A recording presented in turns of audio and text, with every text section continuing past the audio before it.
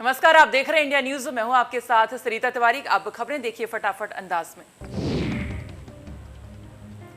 केंद्रीय सामाजिक न्याय और अधिकारिता मंत्री वीरेंद्र कुमार ने ओबीसी बिल का सदन में प्रस्ताव किया और चर्चा की शुरुआत की। उन्होंने कहा कि यह संविधान संशोधन राज्यों को ओबीसी सूची तैयार करने का अधिकार देने के लिए लाया गया है। बिल पर चर्चा के बाद सबसे पहले कांग्रेस की तरफ से वरिष्ठ नेता अभिषेक मनु सिंघवी ने पक्ष रखा। उन्होंने स्पष्ट कहा है कि यह संशोधन लाकर सरकार अपनी पुरानी गलती को सुधार रही है। सिंघवी ने कहा कि सब राज्य सूचियां बना लेंगे, लेकिन इन सूचियों का क्या करेंगे? ये सूचियां सिर्फ खाली बर्तन जैसी रहेंगी। 75% राज्य ऐसे हैं जहां पर आरक्षण 50% की सीमा से आगे निकल चुका है। बीएसपी के सांसद राम जी ने भी प्राइवेट सेक्टर में एससी, एसटी और ओबीसी वर्ग को आरक्षण दिए जाने की मांग उठाई। दलितों और पिछड़ों की आवाज उठाते हुए बसपा सांसद ने कहा है कि अगर बाबा साहेब की तस्वीर लगाने से शोषितों का भला होता तो हमारी पार्टी भी कन्याकुमारी तक पोस्टर लगवा देती। राज्यसभा में संविधान संशोधन बिल का समाजवादी पार्टी ने समर्थन किया। बिल के समर्थन में बोलते हुए सपा सांसद प्रोफेसर राम गोपाल यादव ने यह भी कहा है कि ओबीसी को धरातल पर कुछ नहीं दिया जा रहा है।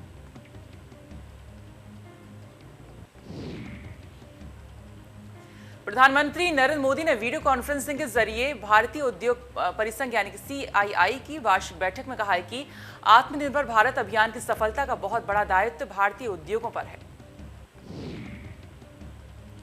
भारत में बने प्रोडक्ट्स की महत्व की बात करते हुए पीएम मोदी ने कहा है कि आज स्थिति तेजी से बदल रही है। आज देशवासियों की भावना भारत में बने प्रोडक्ट्स के साथ है। कंपनी भारतीय हो या जरूरी नहीं, लेकिन आज हर भारतीय भारत में बने प्रोडक्ट्स को अपनाना चाहता है।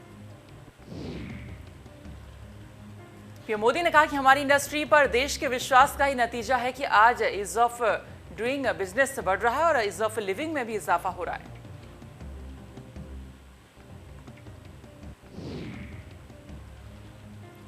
यूपी में वीकेंड लॉकडाउन लगभग खत्म। अब सिर्फ रविवार को होगा लॉकडाउन, शनिवार को खुलेंगे बाजार।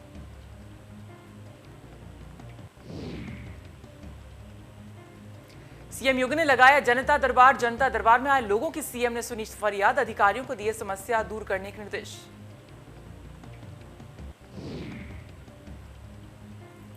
योगी आदित्यनाथ सरकार ने प्रदेश में चल रहे कोरोना टीकाकरण अभियान में थोड़ा बदलाव किया। अब शनिवार को वैक्सीन की सिर्फ दूसरी डोज लगाई जाएगी, जबकि सोमवार से शुक्रवार तक सामान्य व्यवस्था जारी रहेगी।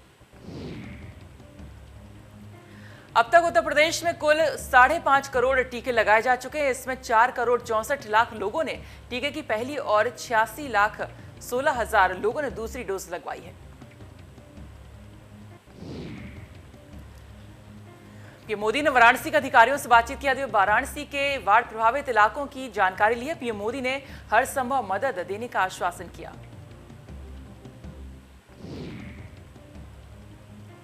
मैनपुर में कोविड वैक्सीन लगवाने के नाम पर 30 रुपए की पर्ची बनवाकर वसूली का वीडियो वायरल। वीडियो में कोविड टीकाकरण से पहले 30 रुपया लेकर बांटते साफ दिख रहे हैं। वैक्सीन की पर्ची के नाम पर जमकर धन उगाही कर जेबें भरी जा रही। वायरल वीडियो बेवर इलाके के मानपुर हरी गांव का है। वहीं मामला संज्ञान में आने के बाद सीएमओ पीपी सिंह ने जांच करवाकर दोषियों के खिलाफ कार्रवाई की बात कही है। संसद के हंगामेदार मानसून सत्र के बीच राज्यसभा अध्यक्ष वेंकैया नायडू भावुक हो गए। उन्होंने सदन में विपक्ष के बर्ताव की निंदा की है। कहा है कि सदन में जो हुआ उससे बहुत दुखी हूं। वेंकैया नायडू ने कहा कि कल जब कुछ सदस्य टेबल पर आए तो सदन की गरिमा को चोट पहुंची और वो रात भर सो नहीं पाए। राज्यसभा चेयरमैन ने विपक्ष की लगातार मांग पर कहा कि आप सरकार को इस बात के लिए फोर्स नहीं कर सकते हैं कि वो क्या करे और क्या नहीं।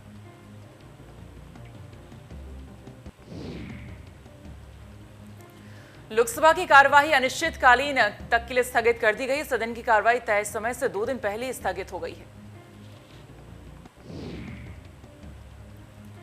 लोकसभा अध्यक्ष ओम बिरला ने कहा कि सत्र में कार्रवाई अपेक्षाओं के मुताबिक नहीं रही। लगातार हंगामे के चलते सिर्फ 22% काम ही हो सका है।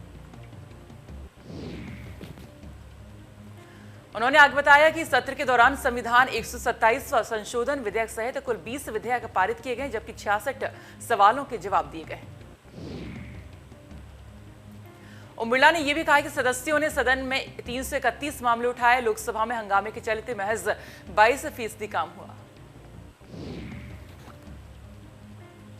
विधानसभा चुनाव को लेकर बीजेपी की तैयारियां हुई शुरू। चुनाव की तैयारियों के लिए अगस्त के कार्यक्रम तय। 15 अगस्त तक बीजेपी चलाएगी सफाई अभियान। पाकिस्तान में हिंदुओं को जबरन धर्म परिवर्तन कर मुस्लिम बनाए जाने और मंदिरों में तोड़फोड़ किए जाने की संबंधी खबरों पर दुख व्यक्त करते हुए दरगाह आला हजरत ने संबंधित महासचिव मौलाना शहाबुद्दीन रजवी ने बयान दिया। मौलाना शहाबुद्दीन रजवी ने कहा है कि किसी को जबरन या फिर कोई लालच देकर मुसलमान नहीं बनाया जाना चाहिए, चूंकि इस्लाम का सिद्धांत है कि सिर्फ जबान से तस्दीक बल्कि नहीं दिल से कबूल होना चाहिए धर्म। उन्होंने आगे कहा कि जबरन या लालच से कोई हाँ तो कर सकता है लेकिन दिल से नहीं, इसलिए जोर जबरदस्ती से किसी को मुसलमान नहीं बनाना चाहिए। मौलाना ने कहा कि पाकिस्तान में कुछ नाम निहाद कथित मुस्लिम तंजीमें ऐसी हरकतें करती हैं जो कि इस्लामिक सिद्धांत के विरुद्ध है। अयोध्या में बाबरी मस्जिद मुकदमे के पक्षकार रहे इकबाल अंसारी ने राम मंदिर निर्माण कार्य को राम झरोखे से देखने की इच्छा जताई है। इकबाल अंसारी का कहना है कि वो अयोध्या वासी हैं और वो भी रामलला का दर्शन करना चाहते हैं। राम मंदिर निर्माण कार्य की प्रगति को देखने के लिए राम जन्मभूमि तीर्थ क्षेत्र ट्रस्ट के द्वारा बनाए गए राम झरोखे से देखना चाहते हैं। इकबाल अंसारी ने श्री राम जन्मभूमि तीर्थ क्षेत्र ट्रस्ट की प्रशंसा करते हुए कहा कि ट्रस्ट ने लोगों की इच्छा पूरी की है। लोग अपनी आंखों से राम मंदिर बनता हुआ देखना चाहते थे। बरेली में कोरोना वॉरियर्स ने मनाया तीज का त्योहार। आईएमए हॉल में रखा गया कार्यक्रम। महिला डॉक्टर ने एक दूसरे के हाथों पर लगाई मेहंदी। बुलंदशहर महिलाओं ने मनाया हरियाली तीज। बीजेपी विधायक विमला सिंह सोलंकी ने डांस किया। जिला पंचायत अध्यक्ष ने भी किया डांस। सहारनपुर में बीएसपी की विरुद्ध विचार गोष्ठी का किया गया स्थान परिवर्तन। अब इंपीरियल बैंक्वेट हॉल में होगी विचार गोष्ठी। बीएसपी विधानसभा चुनाव 2021 की तैयारियों में जुटी हुई बीएसपी का आज सहारनपुर में प्रबुद्ध विचार गोष्ठी सम्मेलन। ब्राह्मणों को लुभाने में जुटी बीएसपी। बीएसपी की राह पर समाजवादी पार्टी पिछड़ा वर्ग सम्मेलन कर विधानसभा चुनाव 2021 में जुटी एसपी एमएलसी राजपाल कश्यप आज झांसी में करेंगे सम्मेलन। भदोही जिले में गंगा खतरे के निशान के करीब पहुंची। तेजी से बढ़ते गंगा के जलस्तर की वजह से जिले के कई इलाकों के लोगों में घरों में पानी घुसा। इसी तरह आने वाले कुछ घंटे और जलस्तर बढ़ता रहा तो तटवर्ती इलाकों में रहने वाले लोग प्रभावित होंगे। डीएम ने संबंधित अधिकारियों को निर्देश दिए कि लोगों को सुरक्षित स्थानों पर रखा जाए। बाढ़ प्रभावित सभी लोगों को सुविधाएं दी जाए। यमुना और चंबल नदी में आई बाढ़ से नदी किनारे गांव में पानी तो घटा है, लेकिन गांव निवासियों को भी पूरी तरह सुविधाओं की कमी देखने को मिल रही है। चक्करनगर ब्लॉक की यमुना नदी के किनारे बस्ती गुहानी में यमुना नदी का पानी भर गया था, लेकिन पानी तो कम होना शुरू हो गया, लेकिन खेतों में पानी भर जाने से फसलों की बर्बादी हुई है।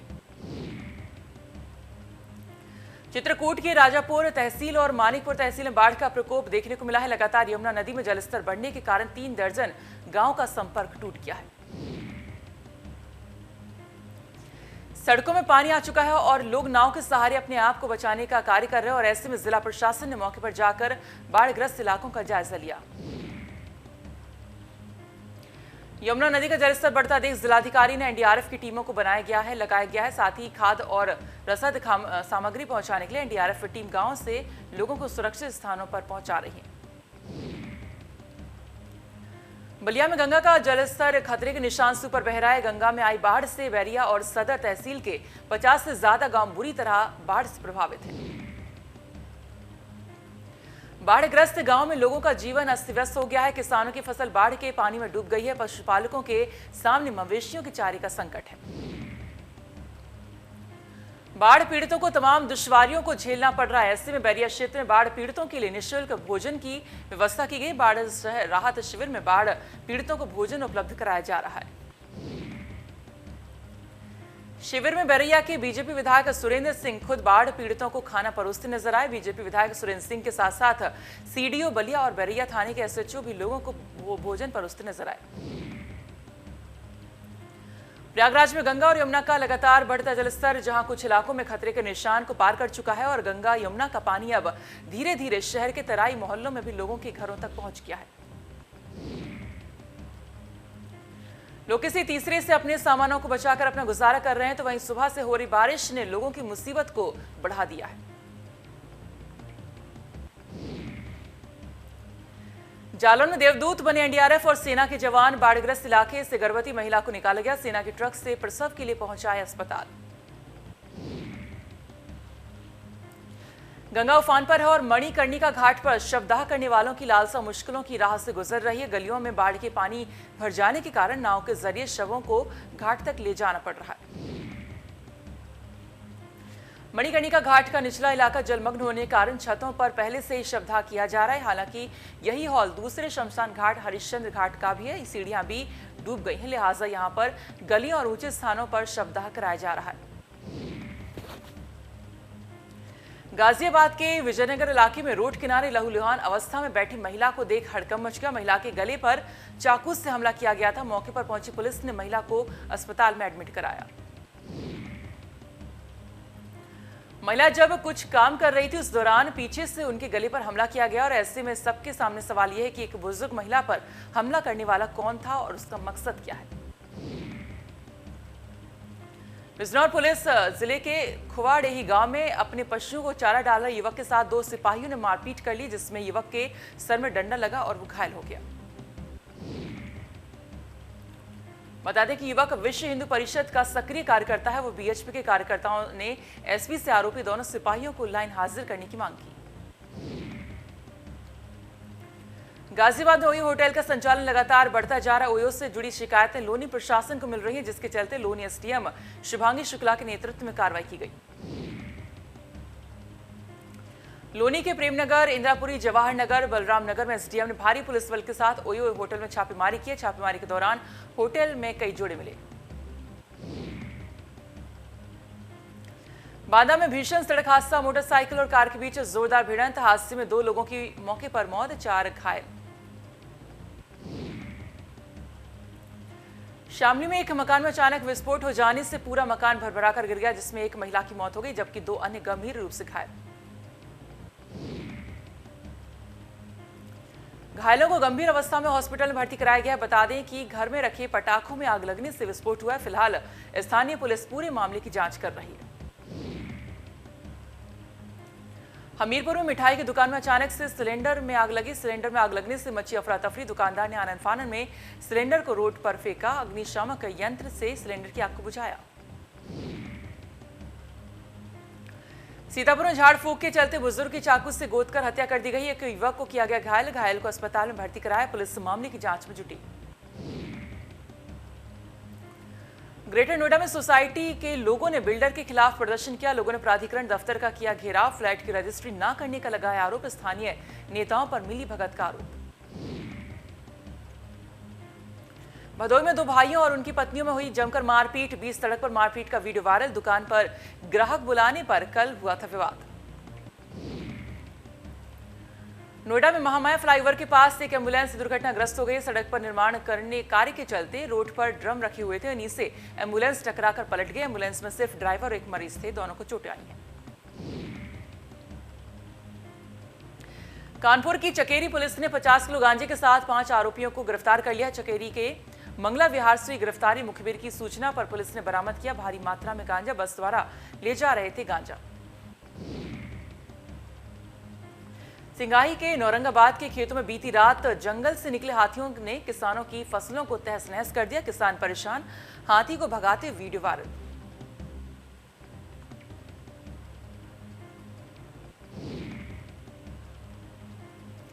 संभल में बोलेरो और बाइक की जोरदार भिड़ंत। बाइक सवार 3 लोगों की मौत, 2 लोग घायल। एक बाइक पर सवार थे 5 लोग।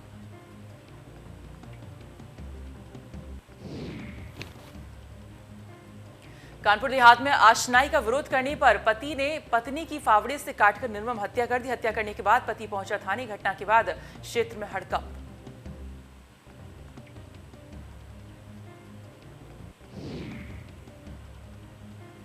अलीगढ़ के थाना छरा इलाके के अंबेडकर पार्क में स्थित एक कोठरी में मंदबुद्ध युवक का अर्धनग्न अवस्था में शव मिलने से फैली सनसनी। युवक की मृतक की शिनाख्त नहीं होने के कारण शव का पंचनामा भरकर पोस्टमार्टम मोर्चरी पर रखवा दिया है।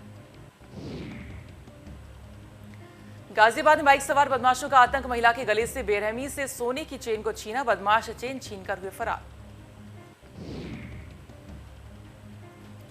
कानपुर में नौकरी पर बहाल होते ही मर्यादा भूली नर्स वार्ड बॉय हेलिफ्ट पर 4 दिन से हड़ताल पर थी। चौथे दिन भूख हड़ताल खत्म होने पर मनाई पार्टी। मरीजों वाले बेड पर ही मनाई गई जमकर पार्टी। लखनऊ में हुक्का बार पर बड़ी कार्रवाई। पुलिस ने 8 लोगों को किया गिरफ्तार। रेस्टोरेंट में चल रहा था हुक्का बार। 6 हुक्का समेत अन्य संबंधित चीजें हुई बरामद। नोएडा पुलिस को मिली बड़ी कामयाबी। पुलिस ने युवक को किया गिरफ्तार। फर्जी पुलिस बनकर पैसे ऐंठने का लगा था काम। युवक डरा धमकाकर करता था पैसों की वसूली। खुद को क्राइम ब्रांच पुलिस का बताता था। कब्जे से मोटरसाइकिल, 2 जोड़ी खाकी वर्दी बरामद। ग्रेटर नोएडा में पुलिस को मिली बड़ी सफलता। 14 वर्ष से फरार चल रहा आरोपी गिरफ्तार। 2007 में कानपुर में लूट का विरोध करने पर की गई थी हत्या। नाम बदलकर रह रहा था आरोपी। आरोपी के पास से पिस्टल, कारतूस और फर्जी पासपोर्ट बरामद। ग्रेटर नोएडा में मजदूर की करंट लगने से हुई मौत। परिजनों ने बिल्डर साइट पर जमकर हंगामा किया। सूचना पाकर पुलिस मौके पर पहुंची। पुलिस टीम पर मजदूरों ने किया पथराव। एक मोटरसाइकिल में लगाई आग। पुलिसकर्मियों ने भागकर बचाई अपनी जान। वहीं भारी पुलिस बल मौके पर तैनात। इटावा में सेंगर नदी में गिरने से युवक की डूबकर मौत। गौवंशों की भिड़ंत से घबराकर नदी में गिरा व्यक्ति। घटना की सूचना पर एसडीएम, तहसीलदार मौके पर पहुंचे। मुरादाबाद में अनियंत्रित बस डिवाइडर से टकराई। डबल डेकर बस किनारे खाई में जा गिरी। बस में बैठे 1 दर्जन से ज्यादा यात्री घायल। आगरा में सिलेंडर में लगी भीषण आग। भटूरे बनाते समय लगी आग। वहीं फायर ब्रिगेड मौके पर पहुंची। प्रयागराज में सांसद अतुल राय के खिलाफ गवाही दर्ज। रेप के मुकदमे में महिला सिपाही की गवाही दर्ज। सांसद अतुल रॉय के खिलाफ वाराणसी के लंका थाने में दर्ज है दुष्कर्म का मामला। गाजियाबाद में कलेक्ट्रेट परिसर के बाहर परमार्थ समिति के कार्यकर्ताओं ने किया प्रदर्शन। साधु पर हुए हमले के विरोध में किया प्रदर्शन। सरकार द्वारा गोआश्रय स्थलों को दी जा रही वित्तीय सुविधाओं के बाद ही बड़ी लापरवाही देखी जा रही। बहराइच के परसेंडी में गोआश्रय स्थल के भीतर मिले गौवंशों के कब्रगाह को लेकर मचा उत्पात। डीएम द्वारा इस मामले में करवाए गए जांच में दोषी पाए जाने पर ग्राम विकास अधिकारी को निलंबित कर दिया। झांसी में पुलिस का ऑपरेशन क्लीन जारी। पुलिस मुठभेड़ में शातिर बदमाश के पैर में लगी गोली। एक अन्य गिरफ्तार। भदोई में शराबियों के उत्पात से लोग परेशान। एक शख्स को 3 लोगों ने जमकर ईंट पत्थरों से पीटा। शराब के नशे में पीटने का वीडियो वायरल। बिजनौर में फीडर की लाइन सुधारने के दौरान करंट लगने से 2 लाइनमैन झुलसे। एक लाइनमैन की हालत नाजुक। दिल्ली अस्पताल में कराया भर्ती। पीड़ित परिजनों का रो रो कर बुरा हाल।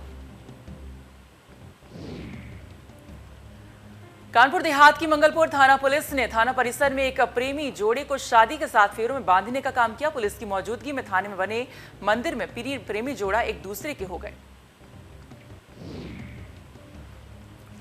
गाजियाबाद में सोई पुलिस प्रशासन को जगाने के लिए आज ब्राह्मणों और आम लोगों ने जिला मुख्यालय पर शंख, घंटी, मजीरा और घंटा लेकर जबरदस्त प्रदर्शन किया। इस दौरान उन्होंने जिलाधिकारी से मिलकर डासना मंदिर पर हुए साधु के जानलेवा हमले के आरोपियों को जल्द गिरफ्तार करने की मांग की।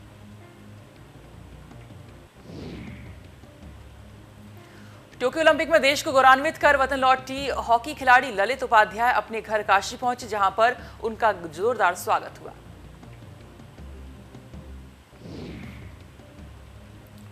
हॉकी खिलाड़ी ललित ने बनारस आने के साथ सबसे पहले काशी विश्वनाथ मंदिर पहुंचकर बाबा का आशीर्वाद लिया। इस दौरान परिजन काफी उत्साहित दिखे। बुलंदशहर में दबंगों ने क्लिनिक में घुसकर जमकर उत्पात मचाया। मामूली विवाद में क्लिनिक में तोड़फोड़ की।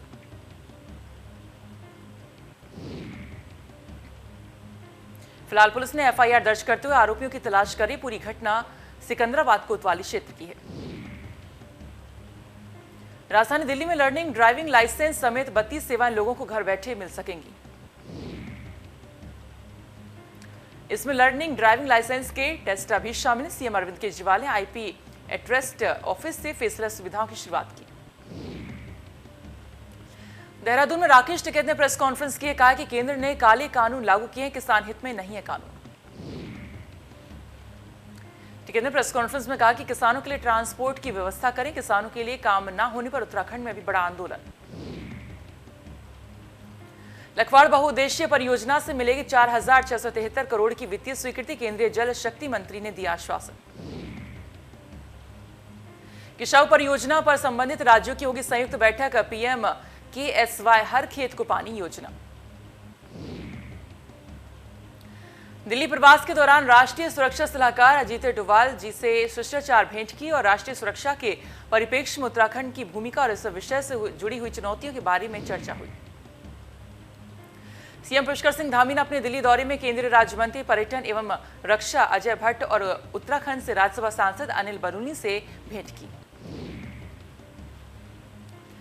कांग्रेस प्रदेश अध्यक्ष गणेश गोदियाल श्रीनगर पहुंचे। यहां कांग्रेसी कार्यकर्ताओं ने उनका जोरदार स्वागत किया। कांग्रेस अध्यक्ष ने श्रीनगर स्थित गोला पार्क पहुंचकर सबसे पहले महात्मा गांधी की मूर्ति का माल्यार्पण किया।